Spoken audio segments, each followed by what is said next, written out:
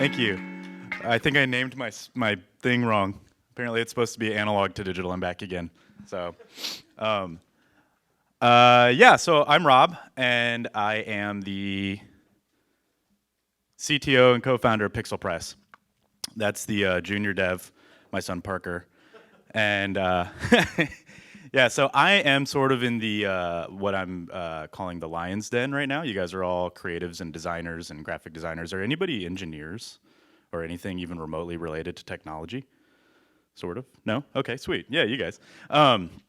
Yeah, so I'm not a designer or a graphic designer or anything in that vein. I actually quite appreciate it, and I feel like a lot of people in my position don't appreciate that side of things, which is kind of what my talk's about. It's more about experience and the difference between physical and digital. And right now, we're kind of at an intersection in the world of bridging that gap. We do a lot with Pixel Press in this vein. Our product is basically a physical game board with physical cubes, blocks that you can build with, and then use your digital device to take a picture of it. Actually, it doesn't technically take a picture, but to scan it and bring it into the device and actually play it as a video game. So it's kind of a super techie way to make your own video games without having to actually code, without having to get in and use these crazy game maker software systems that are convoluted and hard for a lot of kids to use. I will also caveat this with we are very heavily kid focused, so we are very much on the 8 to 12 and younger, honestly. But a lot of what we do expands up into the people like myself, nerds like myself that enjoy this, regardless of what it's geared toward. Okay. So my whole philosophy on life, especially right now, I'm at a time in my life where I have multiple kids, a wife, a lot of things going on at home. I am a co-founder and CTO of a company. I also run another studio where we don't do nearly as much anymore, but we used to, called Houndstooth. And my co-founder of that is actually over there. His name's Daniel. And so Houndstooth is a web design development studio. Daniel's very much on the illustration design side of things. He's kind of an illustration whiz, and then sometimes I force him into design stuff that he doesn't like to do, like UI. But generally, he's an amazing illustrator. So we do a lot of things on that side. We brought a lot of that into Pixel Press, the way that he and I work together. He and I are very much like a two sides of the brain kind of thing. He's very much on the creative illustration art side, and I'm very much on the analytical math side. And so I think that there's a lot of disconnect there in the world. And but I think there's a lot of cool things going on in the world to help balance that. And so that's kind of what my goal is in life, is balance. Balance between the insane amount of work that I do, as well as balancing that with my family and the things I like to do at home. I don't do any of my hobbies or any of the things I actually like to do nearly as much as I should. So I'm not being successful, but I'm trying. I'm a recovering musician. I spent many years playing music with Daniel also. We played in bands for years, and we made it a professional career. I'm using quotes because we didn't make any money. But we did play, and that was basically all we did and all we thought about for a really long time. So that's a huge part of my life that I don't do anymore that I'd like to get back to. And that's part of this whole balance paradigm. So by balance, I mean things like, playing video games for a couple hours, do some homework for a couple hours, have a healthy lunch of a smoothie and then have a bowl of candy for dinner. Or be Mr. Musk and ignore your family, but possibly save humanity. So the last one's a little bit of a joke, but in all seriousness, this guy's doing an amazing amount of work for humanity with in AI and making sure that we don't have the rise of the Terminators. And he's actually been, I used him because he's had a lot of articles written about him. His wife has actually spoken up about how he doesn't spend a lot of time with her and the family, and how he has basically been neglectful, but she looks at it as it's for the greater good of humanity. And so she's going to be supportive in that, which is actually kind of insane. And I applaud her. I don't necessarily think she's right, but I applaud her in doing that. So technology is awesome. I am a technologist. I am an engineer. I spend all of my days writing code, staring at screens. A lot of what Daniel calls the most mind-numbing thing in the world. From what I've gathered from him and Aaron, friends of mine who are very much on the design illustration side, the idea of sitting and coding all day is ludicrous, and they don't understand. And understandably, they don't understand how you can do it. I don't understand how you could have to, on cue, be creative. Like, that sounds insane to me that all of a sudden I have to come up with something out of thin air that is going to be an experience for somebody and just, pull it out of my ass. I don't know how that happens. Technology for me is very cool, and it is the perpetuation of the species. It is progression. I'm showing basically different computers here, all the way back to the 30s, and then you kind of go up through the decades, and we slowly make them smaller and smaller and smaller and smaller until we get to the iPhone. The iPhone 6 specifically has enough processing power to hurl 120 million Apollo 11s into space. So the computers that were used on the Apollo 11 and the missions that went to the moon didn't have even 120 millionth of the percentage of power that we have in our pockets every day now. So that's actually insane, the amount of progression we've made as a species. And then if anyone's super curious, and I would be that person, the actual math and stuff I actually did down there. So the digital world is vast and amazing. If anybody's into games, that's Uncharted 4. Holy crap, it looks awesome. I'm really excited for it. That's not a real picture, that's a video game. So the world of digital is going at this amazing pace, and there are things that we can do in digital. I immediately want to understand about Madame Curie, and so I jump on Google and type something in. Within milliseconds, I have basically all the information about her ever recorded by humans. That's insane. Being able to do that 100 years ago would have been impossible. You would have had to go into one of these things called a library, look through these things that the Dewey Decimal System, these card systems, with these absurd, anyway, it was insane what they did and how they actually managed to catalog that, but what we've done now is just light years beyond that, obviously. We have this giant world of apps at our disposal. Every day something comes out that's a new app that does all sorts of crazy stuff. And one of those apps that I use quite a lot is the Comixology app, and various other comic book apps. I'm a comic book nerd. I love comics. And so there's an app where you can go and have your catalog of comics, just like any newsstand app or anything like that. And I use those a lot. Like I said, I'm a technologist. I use my iPad constantly. I read on it. I do everything on it. But there are certain things that you can't do on a digital device like an iPad. And comics specifically is a good example for me. I can't smell digital, and that's something that I know sounds kind of stupid, but it's true. We take advantage of a lot of our senses through digital, take advantage of obviously through sight, hearing, touch a little bit in one way, but there are pieces of our senses that we don't take advantage of, and one of those is smell, obviously. Smell is extremely powerful. When you walk into a comic book store, for me, that smell immediately transmits me back to when I was a kid. And that smell is amazing. I love it. And so part of reading comics is not just the act of reading itself, but the act of going and picking one out and being part of that community. That's really important to me. And so even as a technologist and someone who's hurdling himself through technology space, trying to get up on the latest stuff, trying to write the latest software and do all that kind of stuff, I still like to go back constantly to a comic book store or a bookstore or anything else that smells awesome. I can't grip digital. So when I say you can touch, obviously you can touch a touch screen, and you can swipe and you can do all those things. You can obviously pick up your MacBook or whatever, but you can't grip and do things in the digital space, obviously, yet. And so one of the things that we do at Pixel Press, like I said, we have physical blocks on a physical board that you put into a board, kind of like Legos, and you scan it, turn it into a game. So we could easily do that in the app, in the device, where you drag physical blocks or draw physical blocks onto the board, and people ask us about that all the time. And a lot of times when people ask us about it, it's either retailers asking us how do they combat the trolls, the people that are coming in saying, why don't I just use the app? Why do I need this physical piece of hardware? Why do I have to spend money on this? And my answer to that is usually like, we're sold out, so obviously it's not a problem. Who cares?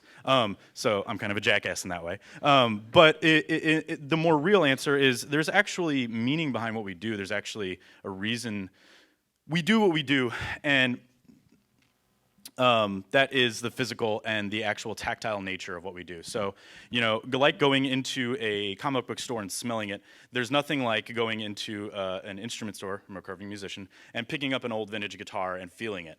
I can play, I'm big into sequencers. I have an awesome MIDI sequencer. I've got a whole little setup in my basement. I use a lot of electronic instruments. They're a lot of fun, blah, blah, blah, blah. But there's nothing like picking up, a dobro or, vintage Fender Jaguar. There's nothing like picking those up for me and actually playing them. So there's nothing that can kind of replace that experience for me. So digital is awesome, but to me, something is missing in digital, and that is, so this is like kids today. This is kids, although that guy's probably like my age. This is kids when we were kids. So kids today are, collecting games and coins and all this kind of stuff and video games on their tablets and on their devices, my kid included. But when we were kids, we were collecting cartridges. We wanted to have something physical. And all the time we would set them up like trophies, essentially. We have bookcases. People still do it with DVDs or books. You read a book, why do you need that after you've read it? But for some reason, people put them up and they want to show them off. And the same thing was true of video games when I was a kid. People wanted to show off all of their video game cartridges. People wanted to show off, as I got a little bit older, their CDs. That was something that completely escaped me. When I was a musician and playing, the quintessential part of being a musician, the thing that we strived for was putting out an album. And part of that was putting out a CD. And so having that physical piece to hand to people was really cool. And being able to, the whole aspect of going into it, creating the booklets, sitting down with your group, creating even the credits and thinking you're really important when you're not, and like thanking people and all this kind of stuff. It was really neat to do all of that. And as I got I was lucky enough to be a part of that when I was younger because I'm old. And as I've gotten older, and right as I kind of left the scene and went into this world that I live in now, digital was becoming really popular with music and streaming and iTunes and all that kind of stuff. And I look back now and I think it's really interesting to me that a lot of these bands are missing out on that. They still do it, but you're not going to sell CDs, obviously, anymore like you did back in the day. What's really interesting, though, and I don't actually have the numbers on this, and I wish I did, last year, vinyl actually outsold digital in 10 different categories by like a landslide. So it just destroyed digital, destroyed MP3s in terms of sales. And I think that's because there's a certain amount of, we do this cyclical thing as a society, Same thing goes for clothes. A lot of people walking around right now look like they came straight out of 1992, and it was the same in 1992 as people, or in 2002 as people walking around looked like 1982. So it's interesting how we do this cyclical thing with everything that we do, and the same thing goes for our progression in technology. We will progress to a certain point and then feel like we've saturated the crap out of it, and then kind of revert back to something that's tried and true and something that's really cool. And then what's really interesting to me, and the thing that I'm really excited about, is taking it back, progressing back, so you don't really progress back, but jumping back to something, and then taking it to the next level in its own medium. So vinyl, for instance, there are a lot of now vinyl converters. So you can get turntables and get vinyl to where you spin it through USB, goes onto your computer, blah, blah, blah. There's lots of different crap that goes on with that. And a lot of DJs are using that medium and different ways and different figuring out ways that they can incorporate digital and physical there in a new way. So I'm going to go back to smell for a minute. Smell to me is really important. And when I write Lip Smackers Chapstick because when I was a kid, I had a girlfriend, I'm talking like middle school girlfriend, who wore, not like an 18-year-old who wore Lip Smackers Chapstick, but I had a girlfriend who wore Lip Smackers Chapstick, and I don't honestly remember the flavor, but it was like strawberry something or other, soda or something stupid. But every now and then I get that smell. I get a waft of that somewhere where I am. A lot of times it's probably like Claire's Boutique in the mall. Is that still a thing? Is Claire's Boutique still a thing? Okay. So when you walk past that, it just smells like Lip Smackers for some reason. And when I walk past that, I'm immediately transmitted back to when I was that age and we were renting out fire halls and playing punk rock shows for like 6 people because she was always there. And so when I smell that, I'm immediately transmitted back to that, and that's because there have been a lot of studies. This is just one study. I think this was Brown. Yep. Where linking memory, smell and memory together more tightly than any other sense. Full disclosure, I actually have a psychology degree. So what's interesting is that when people in a study, the control in the study were given a visual of a perfume and a smell of a perfume, obviously, what are you going to remember more? The smell of the perfume. Because perfume's kind of an interesting example because it's very specifically smell-based. But it goes back to comics. It goes back to a lot of memories that you have. If you walk into someone's house that smells like a friend's house from when you were a kid, you immediately are flooded with memories from that time. And that isn't necessarily the same case with touch or with sight or with hearing. You know, we don't see those things. We don't perceive those things the same way. I'm probably running over. How am I doing on time? Am I good? Okay. So touch, pen to paper. That's another big one for me. So when we first started Pixel Press, our first product was graph paper. It was a specially designed graph paper where you draw with a pencil or a pen. On the graph paper, we were actually drawing level designs. So we were drawing platforms and coins and all that kind of stuff. Very Mario-style video games with pen and paper. And then we were scanning those in. We were capturing them with the device camera and bringing those to life as a video game. There was, unfortunately, there was a little bit of a barrier to entry for kids because drawing, you had to be very specific and very much in the lines and all that kind of stuff, which is why we moved to blocks. But that being said, it was funny to me. I would walk into a lot, and I'm looking now, and I'm going to get to why I'm pointing at people. I would walk into meetings and we took capital investment. We would go in and talk to people and we would take money and blah, blah, blah, blah. So you'd have to go in and you'd have to prove yourself and you have to show the numbers and explain what you're doing. And every now and then there was always a naysayer that was like, why don't you just do it in the app? And it was always funny to me because 9 times out of 10, that person was taking notes with a pen and paper. And so that was, you immediately remember things better. There's been a bajillion studies on this, how you remember better, you increase memory, you increase critical thought by writing. I actually hate writing a lot. Like I don't do it, I should, but I don't. I actually use a computer, but there's an extreme amount of goodness, I'm lacking words here, that comes out of writing. So it's not efficient. Honestly, in our day and age, it's way more efficient to type and store your notes digitally and transmit them and share them back and forth and blah, blah, blah. It's way easier to do that. My wife is a huge proponent. Everything she does, she takes notes on paper, and it always flabbergasts me. But for some reason, she thinks that, and she does it on loose paper, which is always, I'm just like, use a binder or something.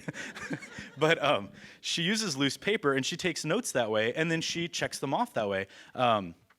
I know that Daniel does the same thing, my partner that I was talking about. He does the same thing, takes notes on paper. And a lot of times when he and I sit and collaborate on something from a design perspective, I'm like, hey, I need help with this UI because I suck at it and I made it look like crap, help me make it look good. He'll sit down with me and he'll get out a pad and paper and start drawing. And there's a different mindset when you sit down to draw. And so there's some study information about that, and there's plenty of that out there. But there's definitely something to that. And so something about that is the actual grip, is the actual movement of the pen. And so you're moving in space this way, and you're actually touching. There's actually like capacitive haptic feedback happening when you actually touch with a pen to a paper. And it's different. There's give. And so a lot of these new devices are trying to emulate that, and I think I have a picture of one of the things I'm going to talk about real quick in here. But LiveScribe is a pen that works just like a pen, but it transmits digitally all your information to something like Evernote. So as you're writing, it's actually typing for you in Evernote. So you get the best of both worlds, and that's kind of what my whole talk is about: is physical to digital. So tactile learning. Exploring physical space. This kind of goes back to what I was talking about with the blocks and what we do at Pixel Press. But as you can see on the bottom picture, this is a thing that you can use. It's an app where you kind of drag these blocks on the left and you create characters, and it's cool. But it's not the same. It's targeted at kids. It's not the same as the picture above, where the child is, watching my son sit and play with blocks and learn, you can watch them learn. It's really interesting. Anybody who has kids or has been around kids a lot, it's really neat to just sit and watch them start to discover things. And they discover things differently in the physical world than they do in the digital world. I'm not bashing digital. It's most of my life is digital, but I just think that there's a gap there that we're trying to bridge at Pixel Press, and I'm trying to bridge personally. So it all comes back to balance. So everything I've been talking about, I kind of sound like there's just this huge lack in digital, but to be honest, there's a huge lack in the physical aspect of everything that I've talked about also, which is where there's balance and where we can help start to meld those things together. I specifically work in the toy video game industry, and so all of my examples are very specific to toy video game industry type stuff. But there are a lot of toys right now bridging that gap. Tigley's one, which is on the top left, where you use shapes. There was actually Happy Medium. They worked on Tigley, which is pretty cool. It's a really big product, national, doing really well. They are actually in Best Buy now. You use shapes, physical shapes. The child can place them on the iPad and do different experiments and exercises with the shapes. And there's actually feedback that happens from the iPad based on what you place, what shape you place on the iPad. And they're doing a lot of different stuff, and they're trying to expand on that. And that's really cool. We actually know those guys, very cool guys. Osmo is another one on the right. They have a stand that you set up, and then they use the device camera to read basically what you're doing on the table, on the tabletop surface. So one of their exercises is drawing. So as you draw, it actually is reading that and pulling it into the digital experience, so you get the best of both worlds there. You can also use tangrams. You guys know what those are? Different shaped blocks that are like flat, and you create different, I don't know, abstract pieces out of them. So they use tangrams, and you can actually create things on the tabletop and move things around, and it'll be beaming all of that information to the iPad while you're doing it. It's really neat. They're also big. They're in Best Buy and all that kind of stuff. So there's this whole new wave of products around this kind of concept. Another one is this Dyna Food. I can't remember the name of it, honestly. But same kind of concept. And then I'm going to gloss over that one because I don't know it nearly as well. And then there's my product, which is Bloxels on the bottom right. So that's what I've been talking about with the game board. Do I have a pointer thingy? Yeah, there we go.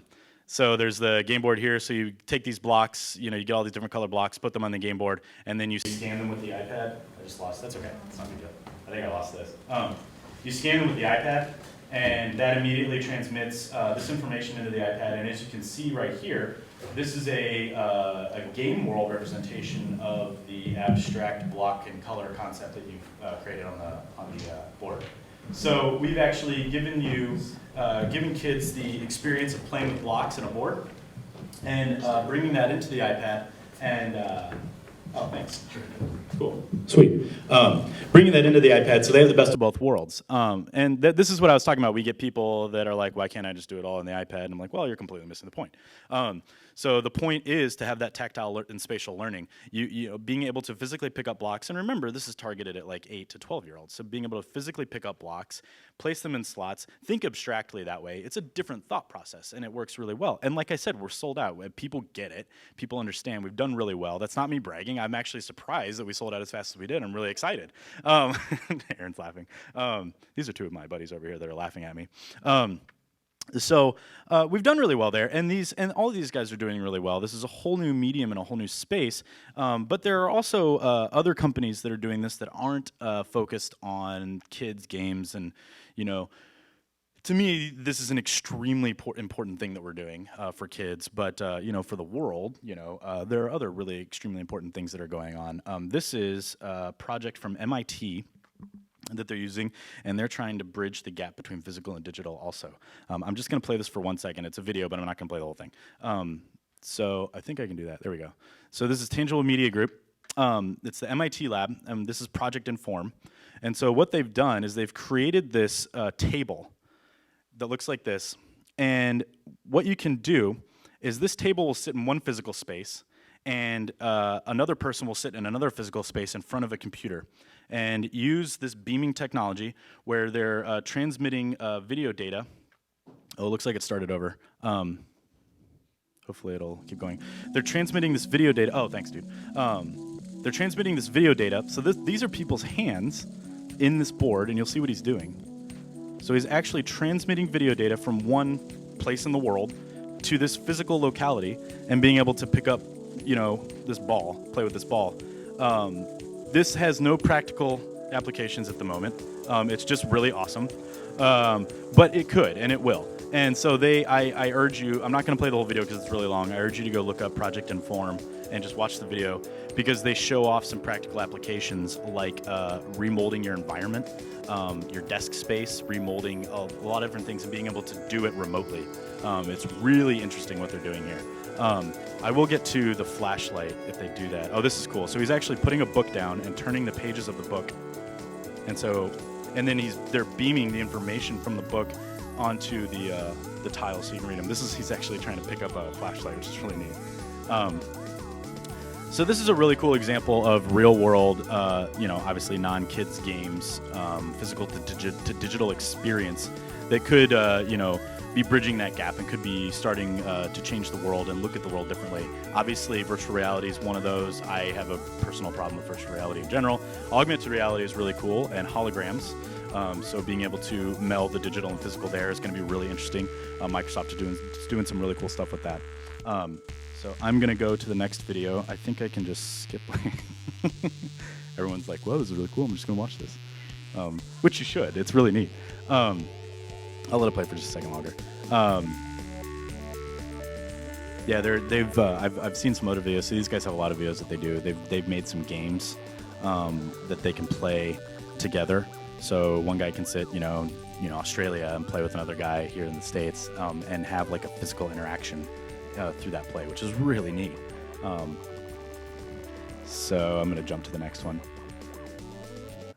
I think. Okay, so this one is another video of a company. This is more advertising focused, but this is a company taking advertising to the next level. I saw this on Facebook originally, so I'm sure someone's probably seen it, but it's a really cool idea, and it's bridging the gap between physical and digital. And I think they explain it really well in the video, but it takes contributions from donors, and it gives you physical feedback for what you're doing.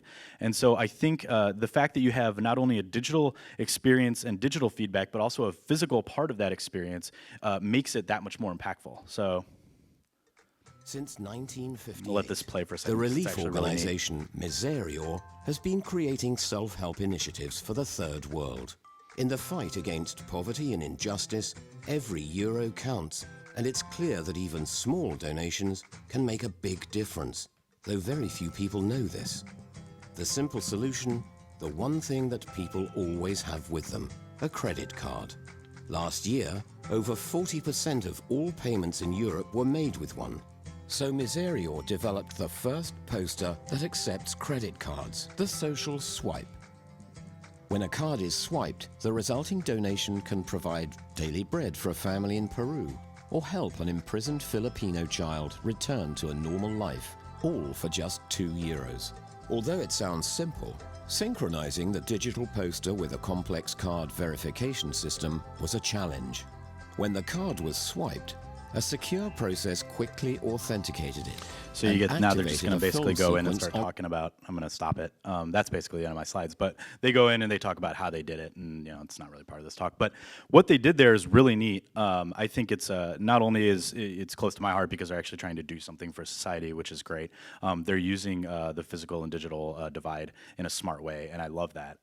So a lot of what I do in general as a entrepreneur is try to figure out ways that we can use those two worlds in conjunction.